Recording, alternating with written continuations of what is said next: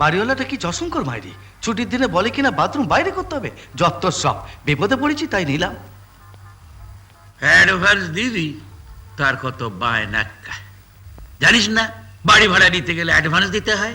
বাবা, হ্যাঁ ব্যালকনিটা পর্যন্ত ভাড়া দিয়ে দিলে, হ্যাঁ, এত পয়সা কোথায় রাখবে? ব্যাংকে রাখবো। কোথায় রাখবো? এই যে দামি দামি জামা কাপড় গুলো, এগুলো কোত্থেকে আসে? রাখ, ওসব পাকামে ছাড়ো, নিজের ব্যবসা নিজে ভালো করে বুঝে নাও, কাল থেকে ব্যবসায় বসবে। তোমার ব্যবসা তুমি দেখো, হুম? বেঁচে থাকুক আমার কম্পিউটারের টাইপ।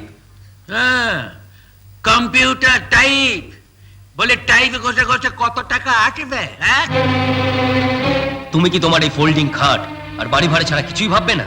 বলে প্রাণী তো দুটো, বারান্দায় থাকবো আর ওই কল পায়খানা ওটা শেয়ার করে নেবো। কি, নিজের বাড়িতে বারান্দা থাকবো, বাথরুম অন্য লোকের সঙ্গে শেয়ার করে নেব? হায় ভগবান, এখনই এই, এরপর তো দেখছি ওই ফোল্ডিং খাটের ফুলসজ্জা কাটাতে হবে। তা দুটো ফোল্ডিং খাট অন্তত দেবে তো? বিয়েটা কার সঙ্গে হবে শুনি? একটা মেয়ের সঙ্গে। আরে তোর বয়স কম, তুই একটা কেন হাজারটা মেয়ের কথা ভাব। আমি ভাবছি মেয়ের বাবার কথা। মেয়ের বাবার কথা? হ্যাঁ হ্যাঁ, একটা কথা মনে রাখবে, যারা আমার ছেলের দাম একটু বেশি দেবে, আমার ছেলের বিয়ে সেখানেই হবে। ও মা, হবে না। একটা কথা কতবার বলবো? বারে আমি এত টাকা পাবো কোথায় মা? তোরা কি ভাবিস বলতো? বাড়িতে কি টাকার গাছ আছে যে ঝাঁকুনি দিলেই পড়বে? ওই একটা মানুষের ঘাড়ের সংসার, বুঝিস না? থাক তাহলে হারমোনিয়ামটা বাড়িতে পড়ে, কাল স্কুলে সবাই গাইবে, আমি বাড়িতে বসে থাকবো। বন্ধুগণ, 300 বছরের বিদেশি সাম্রাজ্যবাদের শোষণের নাক পাশ ছিন্ন করে আজ আমাদের মহান দেশ ভারতবর্ষ স্বাধীনতার 50 বছরে পদার্পণ করেছে।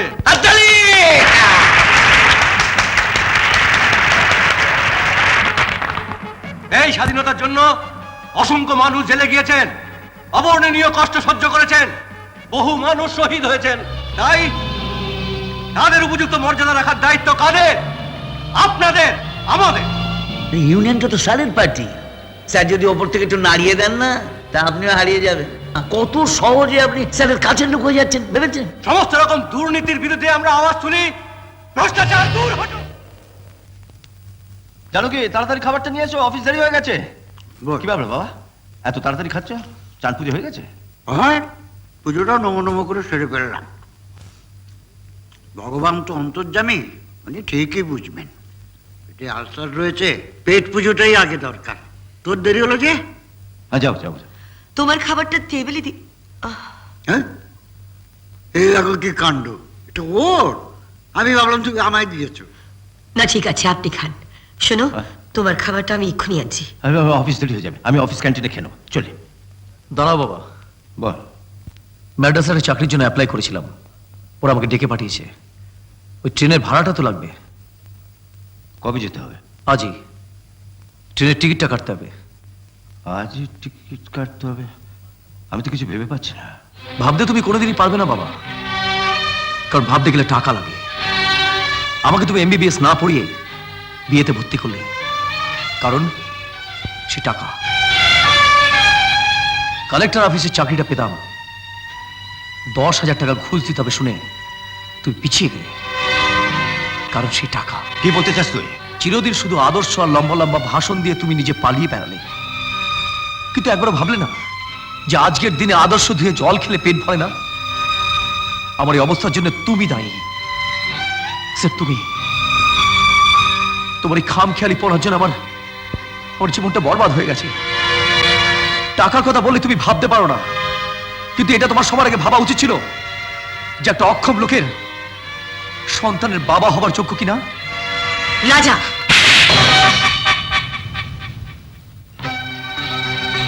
নিজের বাবাকে অপমান করতে এতটুকু মুখে আটকালো না তোর? দেখতে পাস না মানুষটা মুখের রক্ত তুলে তোদের সকলের জন্য খেটে মরছে, তোকে লেখাপড়া শিখিয়েছে, খাইয়ে দাইয়ে মানুষ করেছে, আর তুই তাকে দায়িত্ব জ্ঞান শেখাচ্ছিস?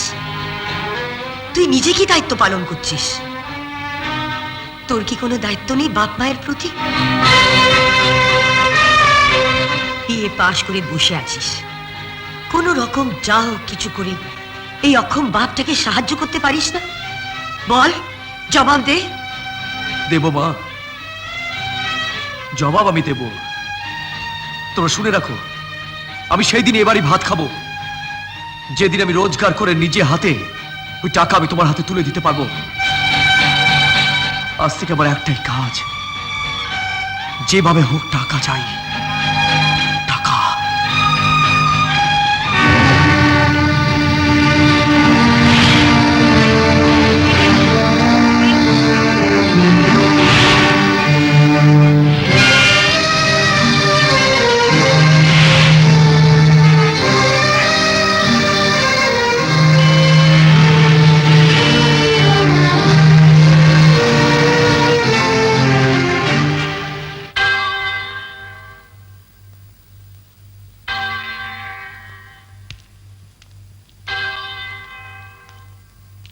মাই ডিয়ার চিলড্রেন, সর্বদা মনে রাখবে,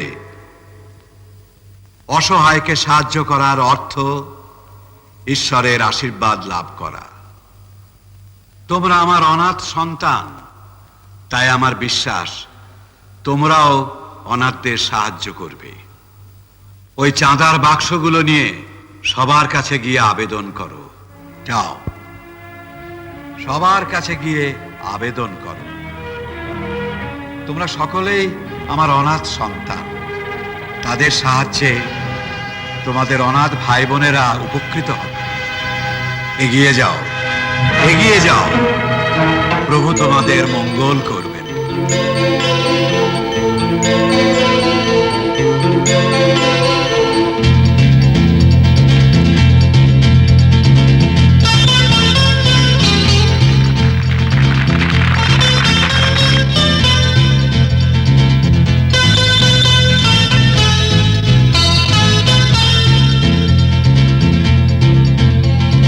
স্যার প্লিজ সাহায্য করবেন, কিছু দয়া করে আমাদের কিছু সাহায্য করুন। হেল্প, ভগবান আপনাদের মঙ্গল করবে। Please please help us. শুনুন, আমাদের কিছু সাহায্য করুন।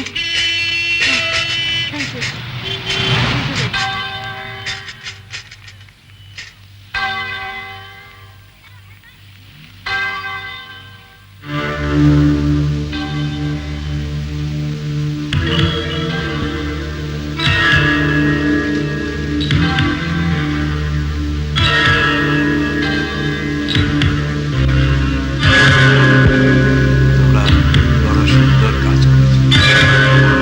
আমি খুব সন্তুষ্ট হয়েছি। তোমরা বেশ করেছো।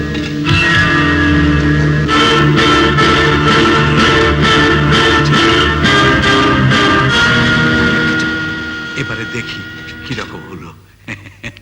আমি দেখছি।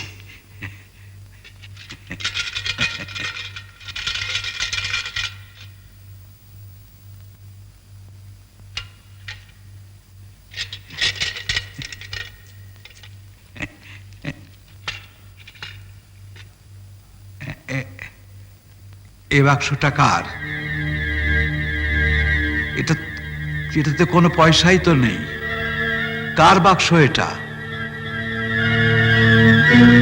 দোষ করে চুপ করে থেকো না, নির্ভয় বলো কার বাক্স এটা? আই এম সরি ফাদার, এই বাক্সটা আমার। মেরি, মেরি, তুমি অনাথা। এই চার্চের আশ্রমে তুমি বড় হয়েছো, ভালো শিক্ষা দীক্ষা পেয়েছো। এই সামান্য কটা টাকার জন্য তুমি এ কাজ করতে পারো? No no no, I don't believe it. Mary, তুমি অন্য কারো দোষ নিজের উপরে নিচ্ছ না তো? না ফাদার, এ দোষ আমি করেছি। তাহলে মেরি, তোমাকে প্রভুর কাছে ক্ষমা চাইতে হবে। যাও।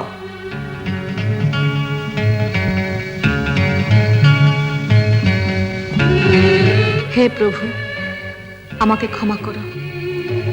নিজের স্বার্থের জন্যে অনাথ ভাই বোনদের পয়সা চুরি করেছি। আমার পাপ মুছে দাও, আমায় পবিত্র করো।